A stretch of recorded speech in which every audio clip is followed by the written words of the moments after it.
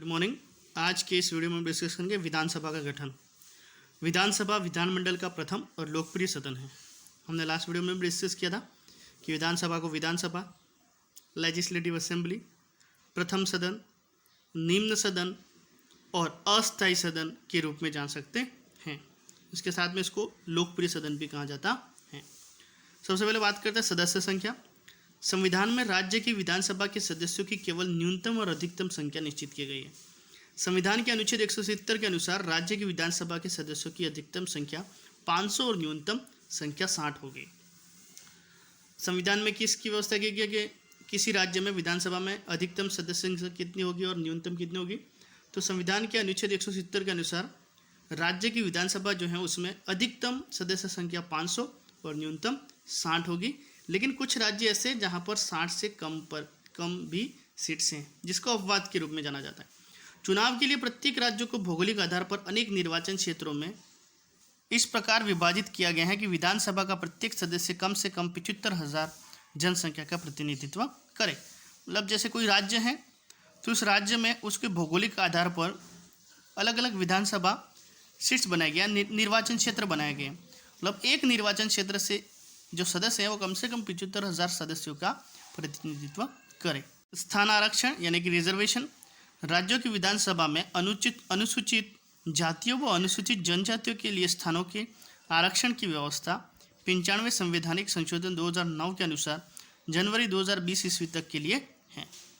मतलब राज्य विधानसभा की जो सीट्स हैं उसमें एसटी और एससी के लिए आरक्षण दिया गया है। राज्य की विधानसभा के निर्वाचन के बाद यदि संबंधित राज्य का राज्यपाल यह अनुभव करता है कि विधानसभा में आंग्ल भारतीय समुदाय को उचित प्रतिनिधित्व नहीं मिला है तो वह उस समुदाय के एक सदस्य को विधानसभा में मनोनीत कर सकता है।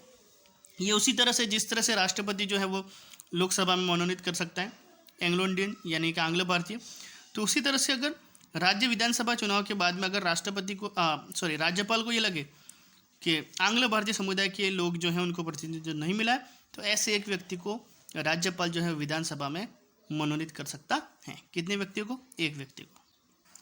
निर्वाचन पद्धति। आंग्ल भारतीय समुदाय के नामजद सदस्यों को छोड़कर विधानसभा के अन्य सभी सदस्यों का मतदाताओं द्वारा प्रत्यक्ष रूप में चुनाव होता है। मतलब आंग्ल भारतीय जो है उसको राज्यपाल मनोनीत करता है, बाकी उसके अलावा विधानसभा में जितने भी सदस्य हैं उन सब का चुनाव जो होता है वो प्रत्यक्ष मतदान प्रणाली के द्वारा जनता के द्वारा किया जाता है।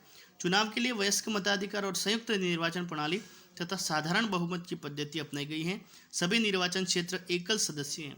एकल सदस्य मतलब एक निर्वाचन क्षेत्र से एक ही व्यक्ति विजेता घोषित होगा। सदस्य की योग्यताएं। विधानसभा का सदस्य बनने के लिए क्या योग्यता होनी चाहिए?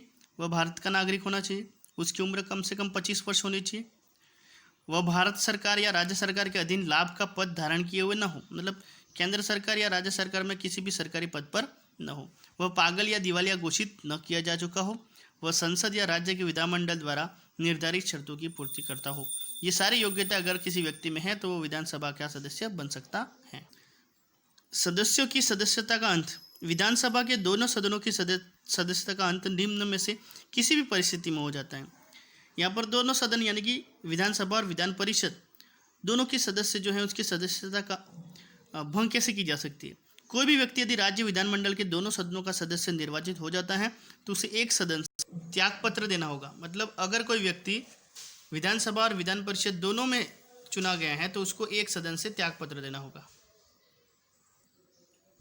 इस प्रकार कोई भी व्यक्ति राज्य के विधानमंडल और संसद दोनों का एक साथ सदस्य नहीं रह सकता है।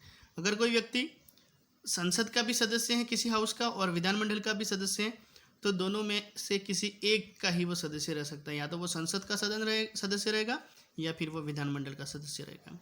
कोई भी सदस्य यदि विधानमंडल के संबंधित सदन की बैठक में सदन की आज्ञा के बिना लगातार 60 दिनों तक अनुपस्थित रहता है।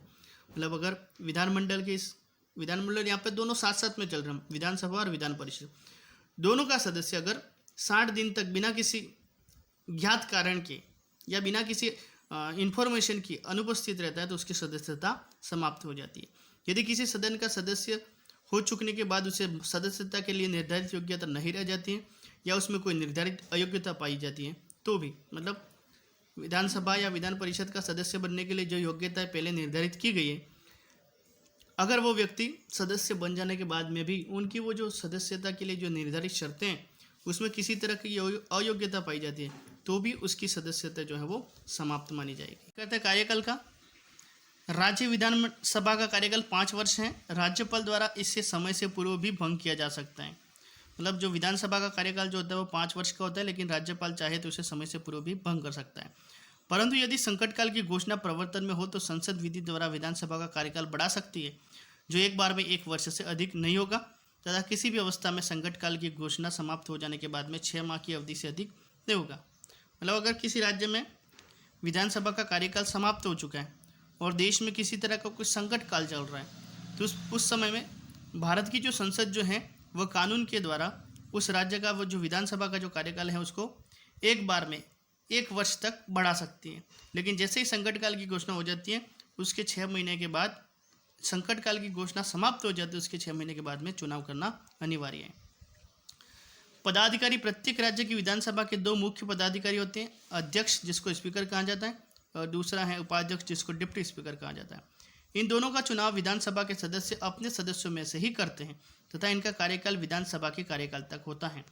तो जिस तरह से लोकसभा में लोकसभा अध्यक्ष और उपाध्यक्ष होते हैं उसी तरह से विधानसभा में भी अध्यक्ष और उपाध्यक्ष होते हैं जिसका चुनाव सदस्य अपने में से ही करते हैं।